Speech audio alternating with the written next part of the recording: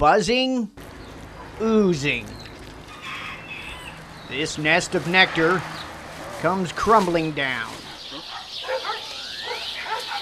It begins early in the morning before the worker bees leave the hive to begin foraging for food. Noe Nieto and Manny Aceves of Safeguard Pest Control agreed to do this job after our first story aired. This could be one of my most dangerous stories ever. For them, as well as for me and photographer Rick Stewart, it means first putting on some protective suits, plus a couple of precautionary tips. If you get stung, that time you want to do is remove the stinger out as fast as possible. How you do that, you scrape it off. You don't squeeze it or anything like that. You get a credit card, driver's license, and you can scrape that right off, okay? You don't want to leave it in there because the venom the sting is still there, so the venom is still going to be pumping into your skin, so it's going to make either swell and it's still going to be painful. The bees have spent at least 7 months building the hive hidden behind the outer wall of this home. Removing them means sealing off the exits, then spraying poison to slow them down. As it goes in, the buzzing behind the boards gets louder and louder.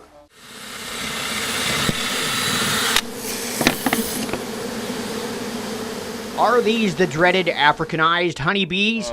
You guys you're standing there. You haven't got any bees on you yet. I'm getting some, but it's not as aggressive as I've seen in the past. Now it's hard for me to say that they're not. The men have to cut through the boards to reveal the full honeycomb. At the bottom, thousands of dead bees, stretching and sticking up to the roof. This amazing, dripping piece of nature. This is what they've been pulling out so far, this gooey, sticky honeycomb, kind of like a sweet cardboard. Right now they've pulled out about 20 or 30 pounds of this, probably more. It was 8 feet tall, 2 feet wide, and as you can see inside here, these are the pupa, the eggs of the bees. And this is why they have to remove all the honeycomb, because otherwise the bees would return and hatch. When it's done, a hole in the wall, and a few lingering bees. The homeowners will hopefully seal this up as soon as possible.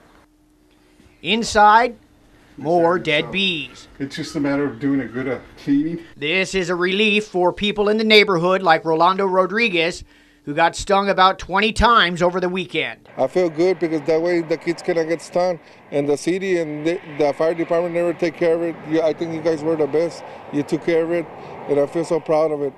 And I don't want nothing to happen to the kids. Now we're a lot safer. Everything is done correctly. Nobody gets hurt. At the end of the day, we're all happy. Nieto and Aceves will be back in a couple of days for a re-inspection.